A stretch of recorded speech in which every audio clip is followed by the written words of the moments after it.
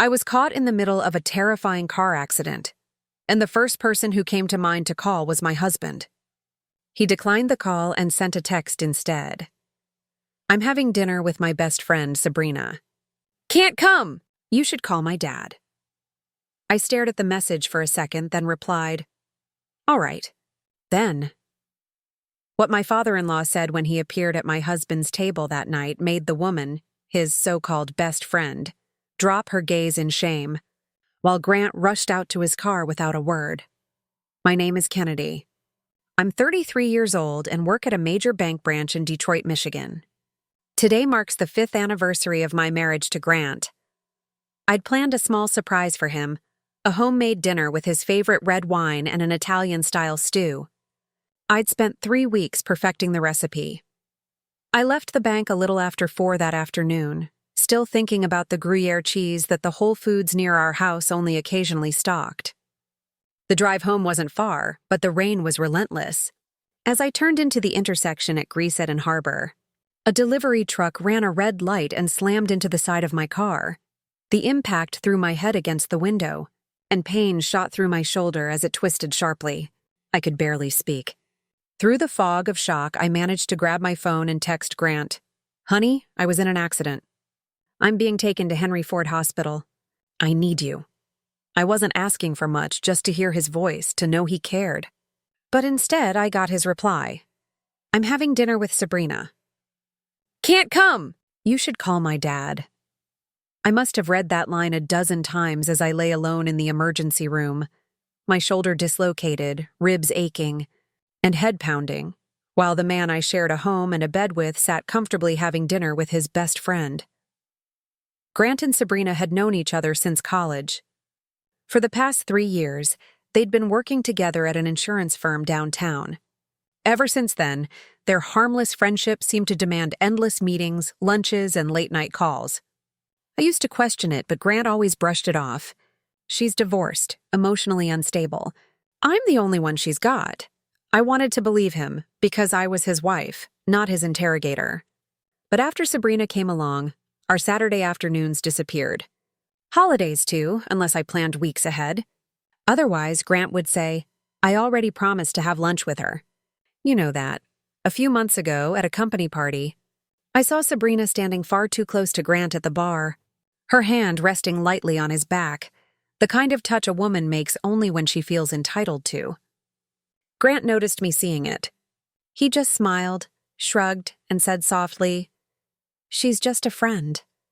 This morning, when I asked if he'd be home early for dinner, I only wanted him there for our anniversary. He said, I have a meeting with Sabrina. She needs help with an insurance claim. I'll try to be home as soon as I can. I wanted to ask if he even remembered what day it was, but I didn't. I just smiled, tied my hair up, and drove to work.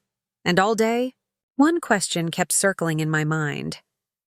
When did this marriage become something only I was trying to keep alive? After the accident, when it became clear that Grant wasn't answering his phone, I called Mr. Harold, my father-in-law. My voice trembled as I said, Could you please go to the Amber Oak restaurant? That's where Grant and Sabrina usually are on Saturday evenings. I'm sure you'll find him there. I tried to sound composed, but my hands were shaking uncontrollably. When the rescue team cut open the car door to pull me out, the pain ripped through my chest like fire. My right arm hung uselessly at my side, and every breath felt sharp and shallow. In the fog of painkillers, I managed to whisper one thing to the nurse. Don't call my husband. He's busy. Call my father-in-law. Mr. Harold knows what to do. After that, everything faded into darkness. When I came to, the sharp scent of antiseptic filled the air, blending with the faint hiss of the air conditioner. My stomach turned. My right shoulder had been dislocated, and the doctor was performing a manual reduction, one hand steadying, the other rotating. The pain was unbearable. I bit down on my lip to keep from screaming. The first tear that slipped down my cheek wasn't from the physical agony, but from what the young nurse quietly told me. We've called your husband 3 times, but there was no answer. I looked at her, nodded faintly, and turned my face away. In my mind, The echo of screeching metal still rang before dissolving into silence. Grant's silence. He wasn't there. The man who once promised, "I'll come whenever you need me," was sitting somewhere at a candlelit table, drinking red wine with another woman. I couldn't stop myself from wondering, if it had been him lying here instead, hurt and helpless, what would I have done? The answer came instantly. I would have dropped everything to be by his side. But he left only absence, a silence that stretched endlessly. A nurse came in moments later to tell me they'd reached my father-in-law and that Mr. Harold was on his way.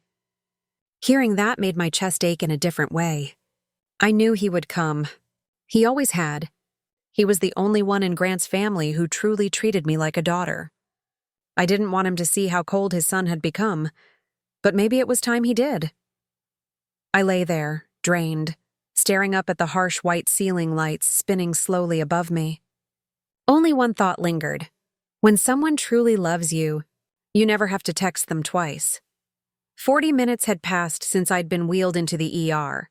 My shoulder was temporarily stabilized. The pain dulled by medication, but the emptiness inside me was beyond any remedy. I turned my head away from the glaring light, my eyes landing on the silent phone resting on the metal table beside me. The screen was dark. No new messages. I unlocked it anyway, rereading Grant's last text for the third time. "I'm having dinner with Sabrina. She's not doing well. You should call my dad." Calm. Simple. Emotionless. As if the woman lying in a hospital bed wasn't his wife, but some distant acquaintance. The same woman who had stood by him through his job loss in 2020, who had cooked his meals, who had loved him through every storm. My gaze lingered on the word Sabrina, as if that name alone contained an entire world, a world I no longer belonged to, a college friend, a coworker from the insurance firm, a woman not doing well, yet somehow always the one who mattered more than me. On holidays, on weekends, even now, when I had almost died. I set the phone down slowly, afraid that if I moved too fast, the fragile piece of myself still holding on might finally shatter.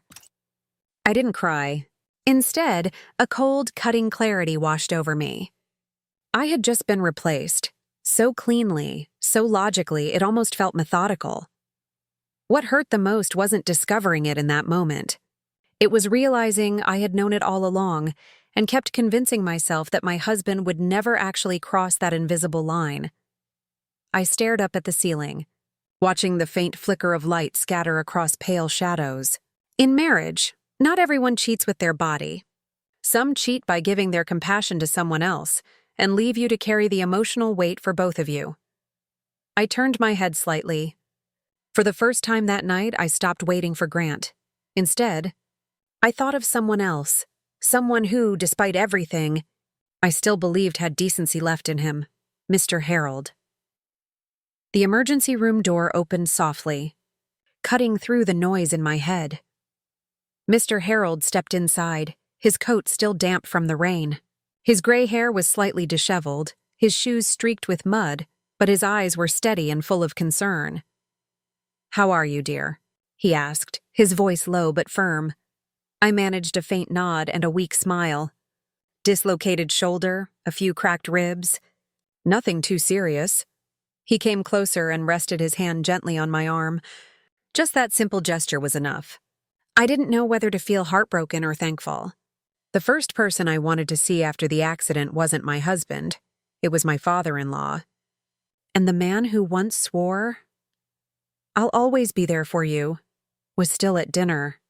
I didn't even need to ask whether Mr. Harold had seen Grant yet. I knew. If he had, he wouldn't be standing there so quietly. "Would you like me to take you home?"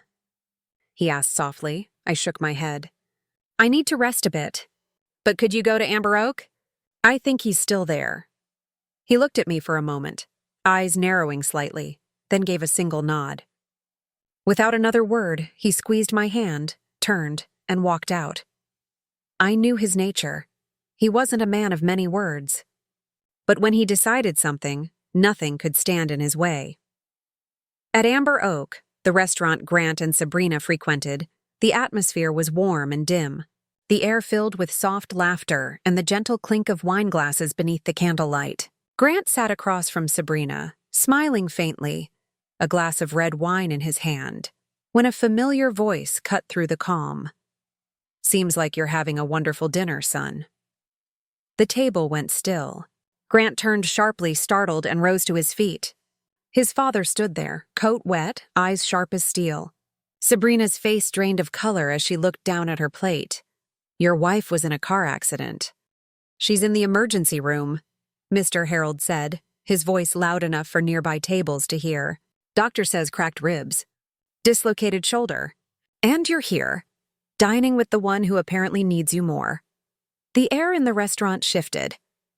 Conversations fell quiet. Curious eyes turned toward them. Grant stammered, reaching for words that wouldn't come. But Mr. Harold stepped closer, his voice unwavering. "If you don't get up right now and go to your wife, don't ever call me your father again." No one spoke. Sabrina kept her gaze fixed on the table, and Grant stood frozen, like a man stripped bare in front of the world. Mr. Harold didn't wait for an answer. He turned and walked away, knowing that when it came to right and wrong, his son would have to face the truth on his own. I didn't learn the full details of what happened at the restaurant until the next morning. But when Mr. Harold left the hospital that night, for the first time in years, I felt something Grant had never given me: protection. Less than 20 minutes after Mr. Harold walked out, my mother, Martha, rushed into the ER. Her face was pale with panic, gray hair spilling messily from under her wool hat, and her beige coat was soaked through from the rain. She hurried to my bedside and gripped my hand so tightly it almost hurt. Her voice trembled. "Oh God, Kennedy, I just got the call." "You scared me half to death." I managed a small smile. "I'm okay, Mom. Dislocated shoulder, cracked ribs. The doctor says I'll be fine." She nodded over and over, still catching her breath, then glanced around the room as if searching for someone. Her eyes landed on the empty chair beside my bed. The confusion that crossed her face shifted into disbelief, and then anger. "Where's Grant?" "Where is he?" she asked, her voice low but taut. I didn't answer. I turned toward the window instead, letting the silence fill the space between us. My mother exhaled sharply, then sat down. I realized she wasn't angry with me. She was angry because someone had hurt me and wasn't here to face it. 2 hours later, the sound of leather shoes echoed down the hallway. I turned my head as the door opened. Grant stepped inside. The fluorescent light caught his face. Calm, composed, shirt still crisp, tie perfectly in place, the faint scent of cologne clinging to him. He looked like a man coming from a date, not from a hospital. "Kennedy," he breathed, pausing for a beat before stepping closer. "I came as soon as I heard." "I'm sorry. I'm so sorry." My mother stood at the foot of the bed, arms crossed, her eyes sharp with disbelief. "When did you find out, Grant?" "Her accident happened over 4 hours ago." Grant swallowed hard, his voice unsteady. I didn't know." "Sabrina, my colleague she called earlier. She was in a bad place. Said she might do something reckless. I couldn't just leave her like that. I was afraid something terrible might happen. To the baby she's carrying." My mother frowned. "And your wife?" "She's here alone, calling you again and again." Grant's head dropped. He said nothing. I just sat there, listening to him as though watching a stranger perform a script he'd memorized too well. He spoke about responsibility, about being afraid someone might harm themselves, about post-divorce depression. On paper, it all sounded noble, compassionate even. But in that sterile hospital room, it was nothing more than an excuse for neglect. I didn't interrupt. I didn't raise my voice. I simply looked at him with a calmness that even startled me. Because I finally understood, the cruelest kind of betrayal isn't infidelity. It's when someone uses morality to justify their absence. Grant pulled up the chair beside my bed and reached for my hand. "I'm sorry. I was wrong. I'll make it up to you." I didn't pull away, but I didn't return his touch either. I just said quietly, "You don't need to apologize. Just remember next time whoever truly needs you, go be with them." The air froze. My mother didn't say a word, but the look in her eyes was enough to make the room feel colder. Grant lowered his head, and I turned away so he wouldn't see the tired smile fading beneath my tears. After a few minutes, Grant left to sign the hospital deposit papers. My mother pulled a chair close and sat beside me. She didn't speak right away, just exhaled slowly, her fingers interlacing, her thumb brushing the small callus on her palm, a habit she had whenever she was trying to keep her emotions from showing. "Sweetheart," my mother began, her voice soft but deliberate. "I know you're disappointed. Anyone would be. But Grant's only human, you know. People make mistakes. They get confused. They falter." I didn't look at her. My eyes stayed fixed on the window, where raindrops kept sliding down the glass like slow, unending tears. She continued, almost as if afraid that silence would give me room to disagree. "What matters is he's here now, taking care of you. Men don't always know how to show it, but they have their own kind of goodness. Don't make this harder than it has to be. Forgiveness. It's sometimes the way to keep what's still worth keeping." I turned to her then. The harsh white hospital light carved soft shadows across her tired face, the face of a woman who had endured over 30 years of marriage to my quiet, distant father. Maybe that's why she believed endurance was a form of love. But I knew better. Some wounds don't hurt when you touch them. They hurt when you pretend they don't exist. "I understand, Mom," I said quietly, my voice so calm it didn't even sound like mine. "I'll give him more time." Her shoulders eased. She squeezed my hand, visibly relieved. "That's my girl." Just then, Grant came back into the room holding a small pharmacy bag, his expression arranged into something resembling remorse. He asked the nurse a few practical questions about my care, then turned to me. "I'll take a few days off," he said softly. "Stay with you until you're better." I nodded, saying nothing. I'd already heard everything that mattered. Something inside me had shifted, quietly, irrevocably. I no longer waited for apologies, nor believed in promises. I just felt a fracture, thin, long, silent, stretching between us. And even though I nodded, I knew this forgiveness wasn't the start of healing. It was the beginning of the end. 3 days later, I was discharged from the hospital. Grant did everything a thoughtful husband was supposed to do. He picked me up, fluffed my pillows, cooked porridge from a recipe he'd found online, even brought a bouquet of white tulips, my favorite. But something about it all felt wrong. Everything ran too smoothly, too perfectly, like a performance he'd rehearsed before. The role of the repentant husband. That evening, I sat on the sofa, my right shoulder still wrapped in bandages. Grant walked over, set a cup of tea on the table, and took a seat across from me. "I know you're hurting, Kennedy," he began, voice steady and careful. "I was wrong. I put too much faith in my friendship with Sabrina and forgot how it might look to you. From now on, I'll limit my contact with her, strictly work. No more one-on-one meetings." I looked at him, not with suspicion, but with a quiet, unnerving calm. Limit contact. The words sounded so polite, so practiced, more like a negotiation than an ending. His tone was steady, too smooth, as if he'd said something similar before. I gave a faint smile. "I'm not asking you to do anything, Grant. I just hope you can be honest, at least once." He hesitated, then lowered his head and took my hand. "I am being honest, Kennedy. I don't want to lose you." I let my hand rest loosely in his, but I felt nothing.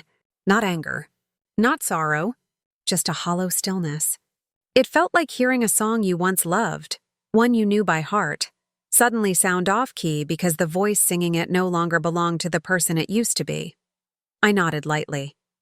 "All right, Grant, I believe you." That sentence made him exhale, as though everything was finally behind us.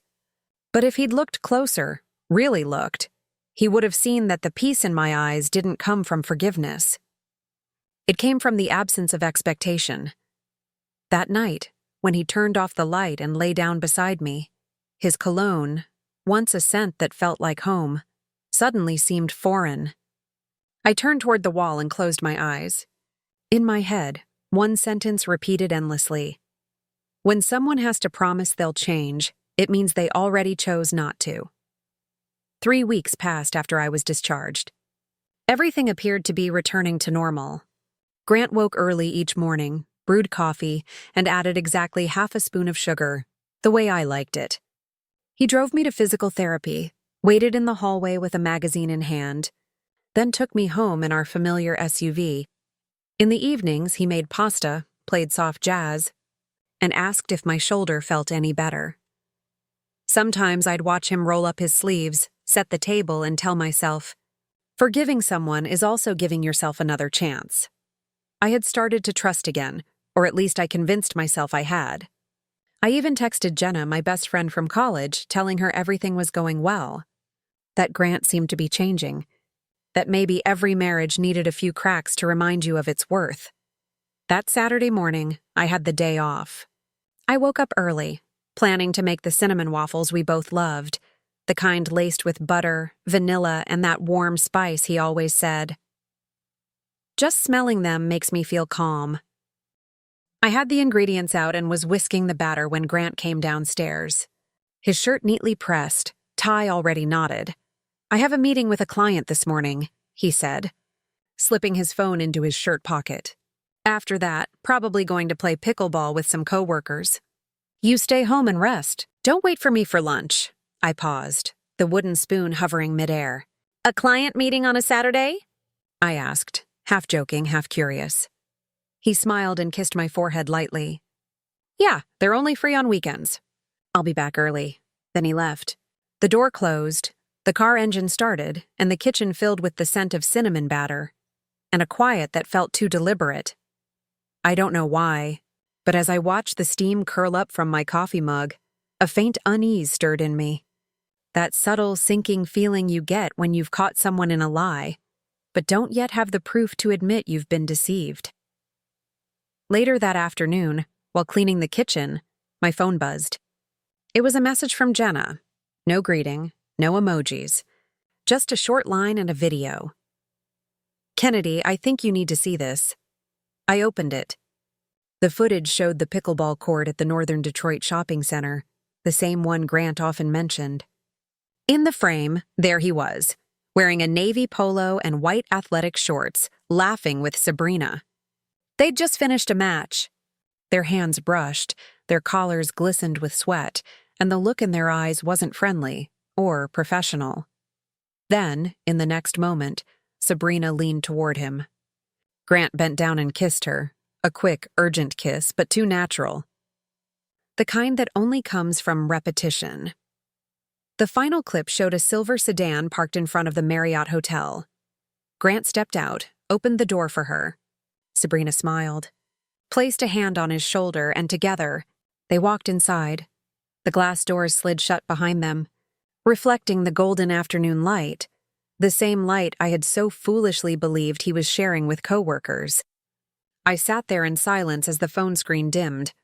In the kitchen, the scent of cinnamon still lingered, but instead of warmth, it felt stifling, sweet to the point of suffocation. Grant hadn't gone to meet a client. He had gone to see the woman he'd sworn to distance himself from. I didn't cry. I didn't rage. I only felt one thing, that everything he'd said, every act of care, every morning coffee had been decoration on a beautifully staged lie. And that morning, as I stirred the waffle batter, I had unknowingly mixed truth and the last of my trust into the same bowl. I replayed the video Jenna had sent, this time slower, studying every detail. Sunlight glinted on Sabrina's tanned skin. Her gray athletic crop top revealed a slim-toned waist. Her blonde hair was tied high, her face glowing, her smile wide enough to reveal the dimple on her left cheek. I watched for a long time, searching for any trace of distress or pregnancy, like Grant had claimed that night at the hospital. There was none. No sorrow, no fragility. Just effortless happiness. I sat motionless, my heartbeat slowing, each memory beginning to fall into place like puzzle pieces. That night, he had said she was in danger, that she might do something reckless. The way he lowered his head in front of my mother, voice trembling as he murmured, I was afraid to leave her alone. Something could happen to the baby. And then my mother's words afterward. Forgive him. Maybe he was just helping someone. We had believed him. I had believed him. But the truth was, Grant hadn't been helping Sabrina. He had chosen her. He had built an entire story to sanctify his betrayal, using my empathy and my mother's forgiveness as his armor. I set the phone down, exhaling slowly, my palms cold against my knees. There's a kind of betrayal you don't need to see or hear. You just have to realize that every word you trusted was a lie. On the dining table, the bowl of waffle batter from that morning still sat untouched, the surface now dull and cooling. I stared at it, remembering how Grant once said, "Love means sacrificing for others." Maybe he was right, only I never imagined the others he meant would be Sabrina. I picked up my phone, scrolled through my contacts, and hovered over David, my younger brother, a lawyer, the one who'd once told me, "Just say the word, and I'll handle the rest." But I didn't know where to start.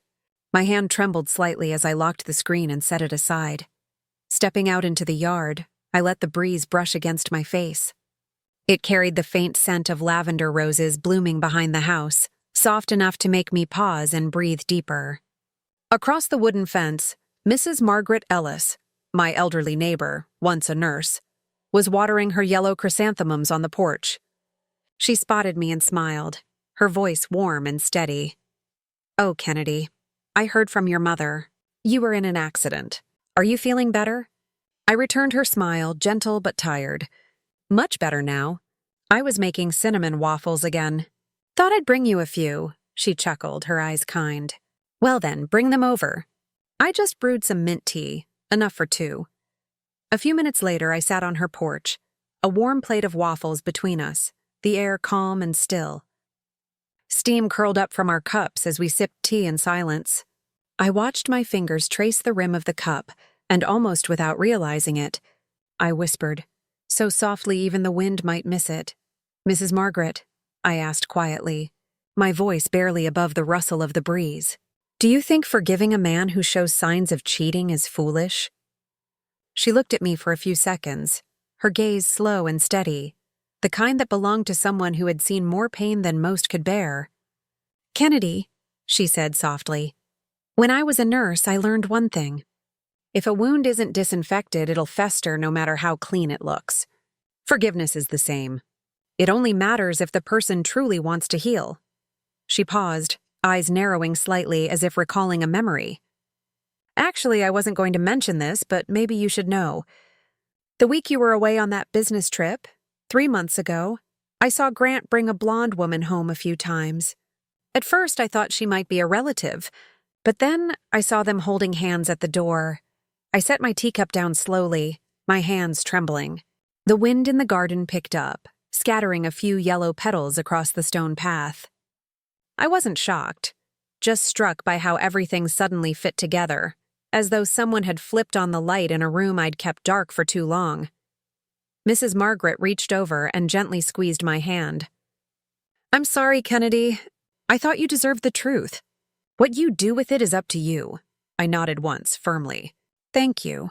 Actually, I already know what I need to do." For the first time in months, something inside me felt still and clear. Not hatred. Not grief. Just resolve. When I got home, the sky had faded into that pale gray that arrives before dusk. The house was quiet, still carrying the faint scent of laundry detergent from when Grant had washed clothes a few days earlier. I looked around. The dining table, the wedding photo in its silver frame, the matching mugs from our Nashville trip labeled Mr. and Mrs. Carter. Everything appeared so normal. It felt staged. I sat down at the table, opened my phone, and tapped on Brian's name, my younger brother. "You need help?" he asked, his voice calm, unsurprised. "He cheated," I said simply. "And I don't want him setting foot in this house again."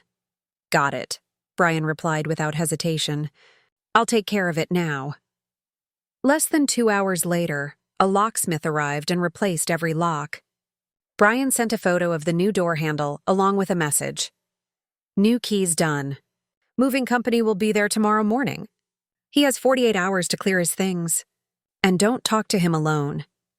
I read the message over and over, feeling both a strange relief and an eerie calm. Everything was happening so quickly I didn't even have space to feel. I just moved, steady, deliberate, as if I'd rehearsed this moment my whole life. Late that night, I opened the closet and began pulling out old cardboard boxes. One by one, I packed up everything that belonged to Grant. His clothes, shaving kit, the watches he used to boast about, calling them symbols of success. Each item I sealed into a box felt like a final statement. Your part in this story is over. When I taped the last box shut, the clock read 11:47 p.m. Outside, the yard glowed softly under the street lamp, the branches of the oak tree swaying gently in the wind. Then my phone buzzed. It was a message from Grant. Just finished a pickleball game. We're at a coworker's birthday party now. I'm a bit drunk. Probably staying at the hotel nearby. Don't wait up. I stared at the message for a long time. A quiet, bitter laugh escaped my throat. Not out of anger, but disbelief. Disbelief at the arrogance of a liar. And at myself, forever having believed he'd come home. I set the phone down on the table, exhaled softly, and typed back, "Get some rest. Everything at home is taken care of." After sending it, I turned off the lights and climbed the stairs. For the first time in years, I went to bed alone, and the quiet didn't feel lonely anymore. It felt like peace. The sound of someone finally reclaiming herself. The next morning, sunlight streamed through the curtains, painting a golden stripe across the wooden floor. I made coffee and played my favorite song. The one Grant used to say was, "Too sad, change it." This time, I let it play to the very end. At 7:30 a.m., the moving truck pulled up.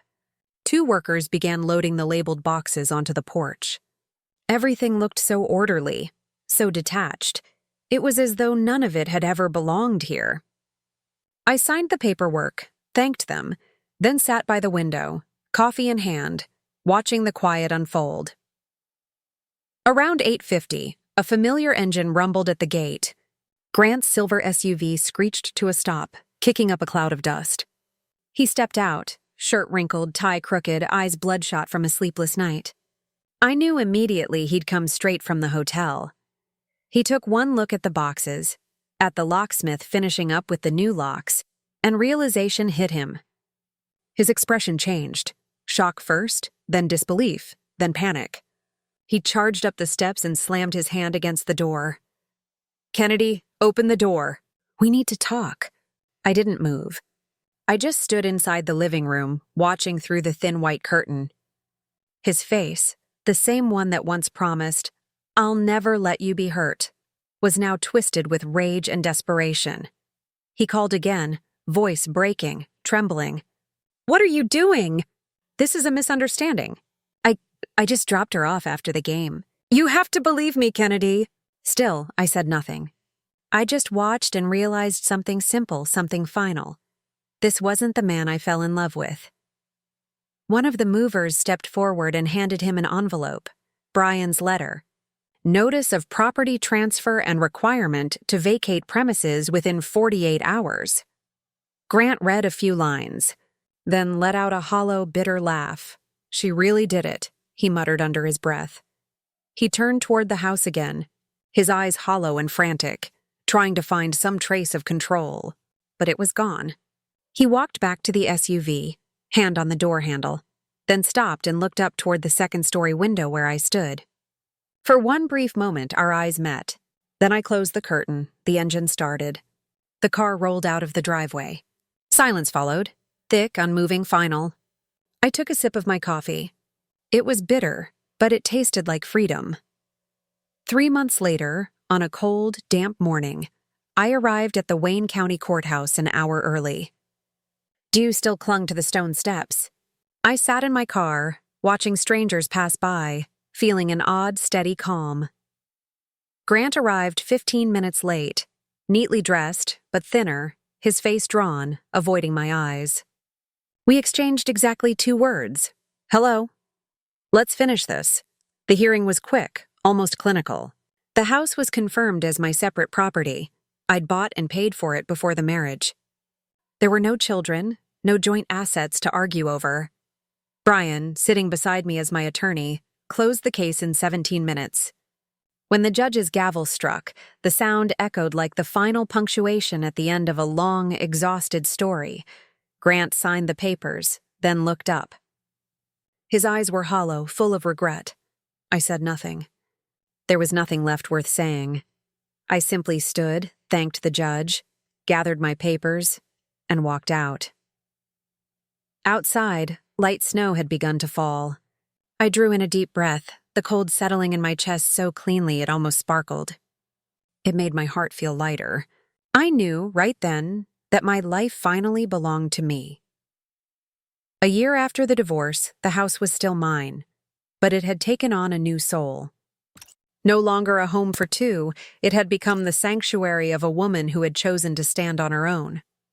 I began renovating everything in the style I'd always loved, but that Grant used to dismiss, minimal rustic blended with modern comfort, a design popular among many American women in 2025. The living room was now painted in a soft white sand hue. The walls held black and white photographs and a wooden plaque engraved with the words, "Peace is a choice." The oak floors were refinished and covered with a hand-woven beige rug, while the Scandinavian-style ceiling lights bathed the room in a gentle, golden warmth. The reading nook by the window had become my favorite morning spot. A brown leather rocker, a tall monstera plant, and a small speaker that played my morning Jazz Detroit playlist as the sun poured in. But the kitchen, that was my masterpiece. I replaced the old cabinets with light oak shaker-style ones, installed white quartz countertops veined with gray, and finally bought the Breville Barista Express espresso machine I'd dreamed of for years.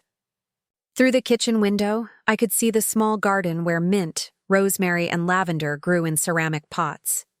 Every morning, the mingling scent of herbs and freshly baked pastries filled the house, wrapping it in quiet freedom. Tonight, I opened a bottle of red wine, set out a few crystal glasses, and invited Brian and my neighbor, Mrs. Margaret, for dinner. I made lemon cream pasta, olive salad, and baked apple pie. The dessert Grant once banned because the cinnamon smell gave him headaches. Now that same scent was the fragrance of happiness. Mrs. Margaret took a sip of wine, looked around, and smiled softly. Only a year, and the house feels completely different. But you are too, Kennedy. Your eyes are brighter now. I smiled back and clinked glasses with her. In that moment, I realized I didn't need anyone else to make this place a home. I just had to choose myself again, and peace would follow naturally. Later that night, after they'd gone, I turned off most of the lights, leaving only the warm, amber glow of a small table lamp. Standing in my new kitchen, listening to the quiet hum of the espresso machine, I whispered to myself, "This is what home really feels like." I first heard about it from Brian one June afternoon when he came by to help me replace the water filter under the sink. He hesitated before speaking. "Kennedy, have you heard about Grant?" I shook my head. Brian looked out toward the garden, then said slowly, "He's under internal investigation at the company. Ethics violations, something to do with Sabrina, and irregularities in the claims audit reports." I stayed silent. Not because I was shocked, but because there was simply nothing left to feel. Brian sighed and set the wrench down. "He lost his job. Sabrina left town after that. Some say she got engaged to a doctor in Houston. A few days later, my phone buzzed late in the evening. The number wasn't familiar. It wasn't Grant's old one. The message was brief. "Are you doing okay? I'm sorry for everything. Can I see you for a moment?" Just to say one honest thing, I never replied. I didn't need to. I had already blocked every number, account, and email months ago. He might find new ways to send a message, but there was no way back. That night, I sat in my office, the soft golden glow from the lamp filtering through the curtains. My laptop screen displayed a half-finished video titled "Redesign Your Life After Divorce," a topic I was preparing to share at the Single Women's Workshop at the local library. On my desk lay a small notebook. I flipped to the last page and wrote one final line. Forgiveness doesn't need an audience. You just need to know you've moved on. Grant had lost his job, lost Sabrina, and lost his place in my life. But none of it was my tragedy anymore. Those were his choices and his consequences. One early autumn afternoon, I was driving home from a post-divorce women's group meeting at the Grand Rapids Library. The route passed a familiar intersection, the same one where, more than a year ago, I had sat frozen in my car, heart pounding, realizing my husband had chosen another woman. The intersection hadn't changed.